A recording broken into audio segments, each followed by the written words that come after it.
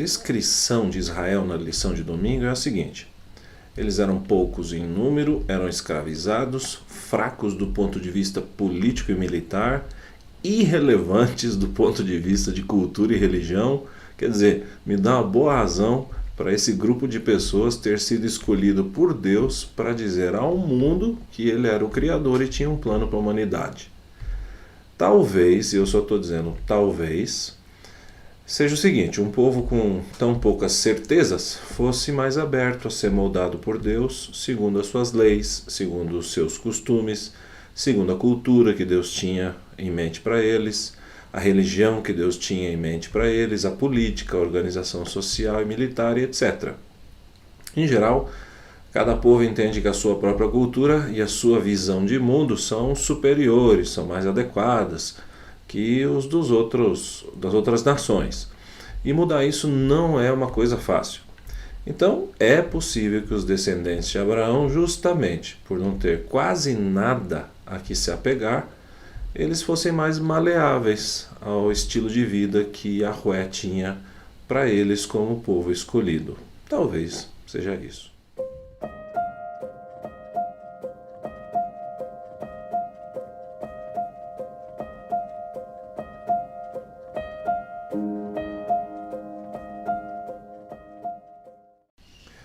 A liberdade só existe quando existem regulamentos ou leis que definam o que é liberdade.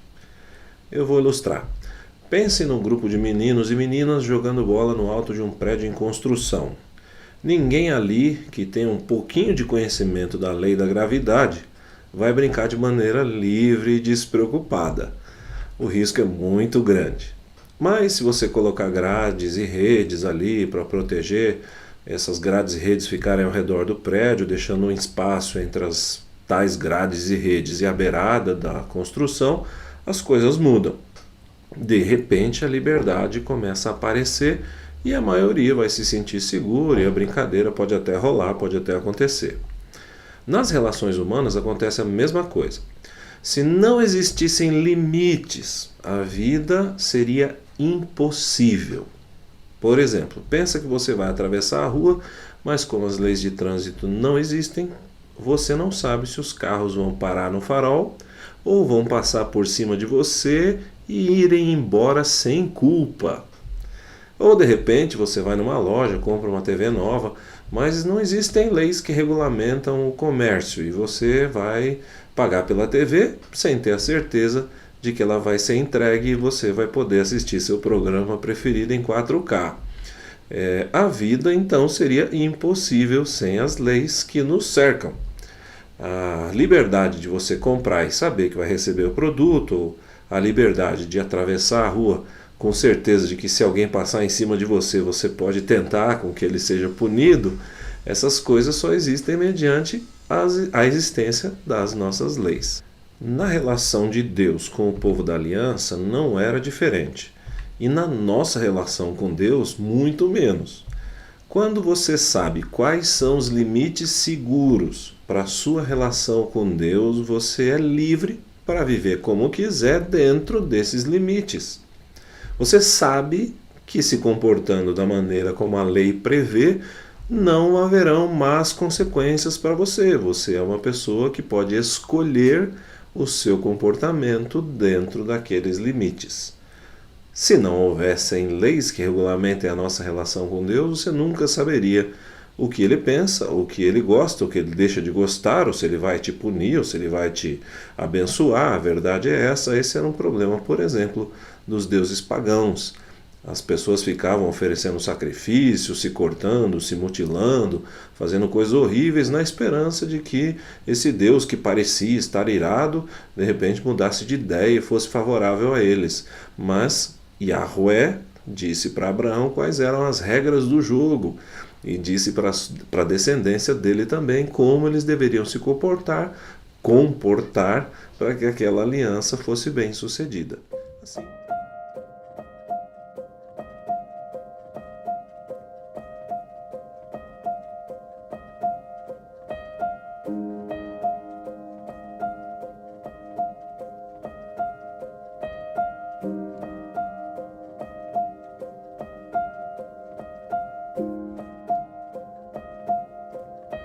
Olhando para Deuteronômio 10:12, a gente percebe que Deus pediu para o povo. Ele pediu temor, ou seja, reverência, respeito, obediência, andar nos seus caminhos, amor e serviço. E se você olhar para o verso 13, vai ver que toda aquela parafernália legal do Antigo Testamento tinha um só objetivo, que era fazer o bem para aquelas pessoas. E se você considerar que os salmos são canções que retratam a experiência das pessoas com as coisas da fé, você vai ver que aqueles poetas não tiveram uma visão legalista da lei. Olha só esses textos, esses salmos. Como é feliz aquele que não segue o conselho dos ímpios, não imita a conduta dos pecadores, nem se assenta na roda dos zombadores. Ao contrário, sua satisfação está na lei do Senhor, e nessa lei medita dia e noite. É como a árvore plantada à beira de águas correntes, dá fruto no tempo certo e suas folhas não murcham. Tudo o que ele faz prospera. Salmos 1, 1-3. A lei do Senhor é perfeita e revigora a alma. Os testemunhos do Senhor são dignos de confiança e tornam sábios os inexperientes. Os preceitos do Senhor são justos e dão alegria ao coração. Os mandamentos do Senhor são límpidos e trazem luz aos olhos. Salmo 19, os versos 7 e 8. O temor do Senhor é puro e dura para sempre. As ordenanças do Senhor são verdadeiras, são todas elas justas, são mais desejáveis do que o ouro, do que muito ouro puro, são mais doces do que o mel, do que as gotas do favo. Salmo 19, 9 e 10. O que você acha quando você ouve esses salmos? O que você pensa sobre a relação desses escritores com a lei? Foi positivo ou negativo? Foi legalista ou foi de prazer? Uma resposta da salvação. Se você tiver tempo e interesse, pode ler ainda os Salmos 37, 40, 51 e 119. Agora, qual é o motivo dessa visão tão cor-de-rosa que essa gente tinha em relação à lei? É que a lei de Deus ela é poderosa no sentido de promover as boas ações no mundo e ainda por cima faz com que a gente evite o mal. Por isso, ela se torna tão admirável na mente de quem a experimenta. No mundo antigo, todas as leis de Moisés representavam o melhor que aquela gente poderia ter no ano 1440 a.C. Eu não estou falando só dos 10 mandamentos não, mas das leis civis, as leis de higiene, aquelas que regulamentavam a religião ao redor do tabernáculo. Você já deve ter assistido algum filme ou série em que os personagens voltam no tempo. E você já deve ter se imaginado naqueles lugares, convivendo com aquelas pessoas e com aqueles costumes. É um desespero, né? Mas infelizmente é isso que algumas pessoas não entendem em relação às leis de Moisés. Elas foram feitas, na sua maioria, para aqueles dias. Tirando os 10 mandamentos, as leis de saúde e aqueles ensinamentos que o Novo Testamento confirma, as outras leis não fazem sentido nenhum no século XXI. Mas, para aquela comunidade, naquele local, naquela época, era o melhor que eles podiam ter, o próprio Criador que deu aquelas leis.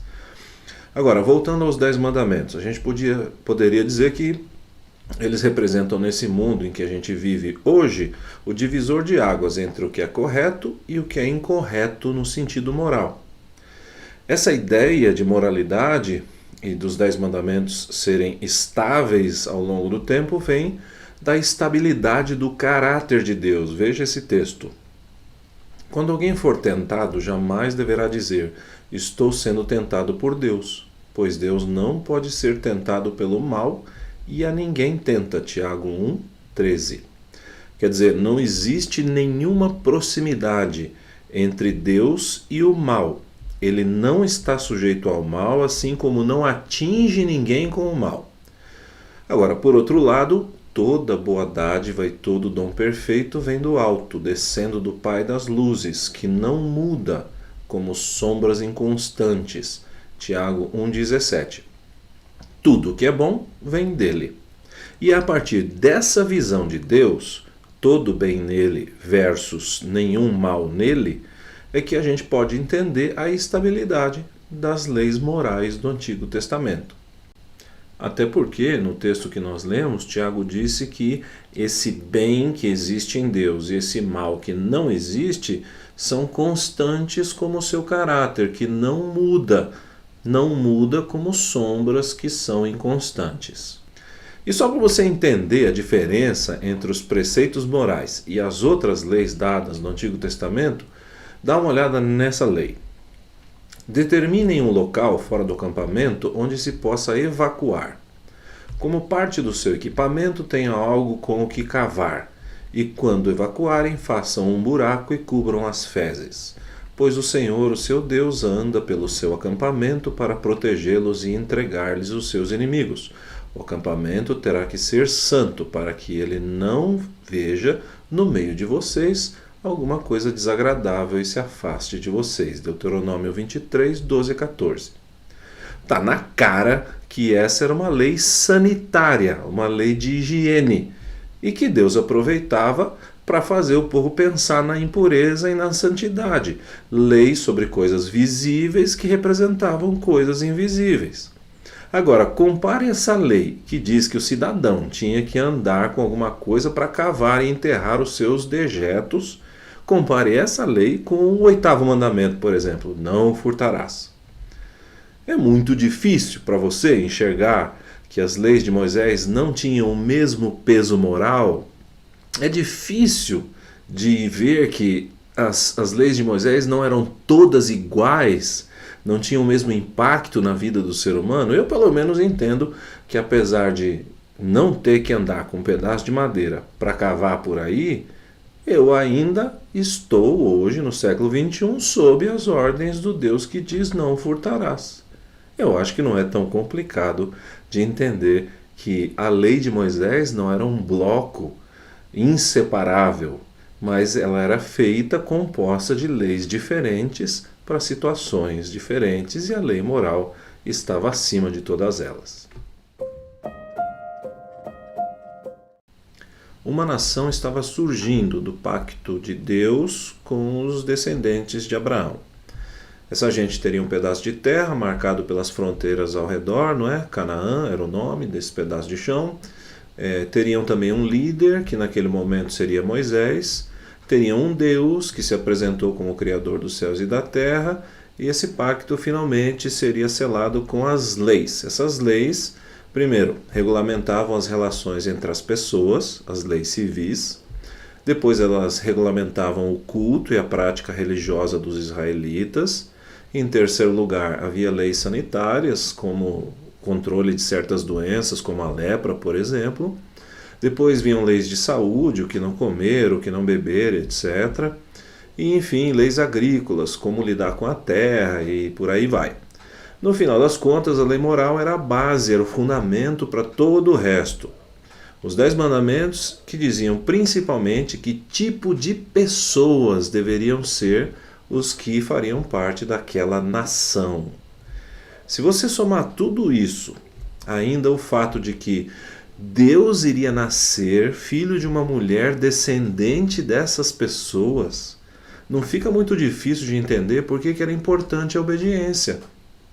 Aqueles e aquelas que não tivessem o desejo de participar dos propósitos de Deus para esse mundo, eles não seriam obrigados a permanecer na nação israelita. O exemplo clássico desse é o neto de Abraão, Esaú. A Bíblia diz que ele desprezou a sua primogenitura, deu um dane-se para o povo da promessa e fundou outra nação, os Edomitas. É verdade que seria ilusão por parte daquelas pessoas pensar que eles poderiam merecer as bênçãos de Deus obedecendo às leis da nação. Mas é igualmente sem fundamento a gente imaginar que seria possível pertencer à descendência de Abraão, família de Jacó, agindo como Esaú, desobedecendo. É simples de ver. Trazendo para a nossa realidade é a velha história. Guardar a lei não me faz merecedor da vida eterna, mas transgredir a lei me faz merecedor da morte eterna. Pensa nisso.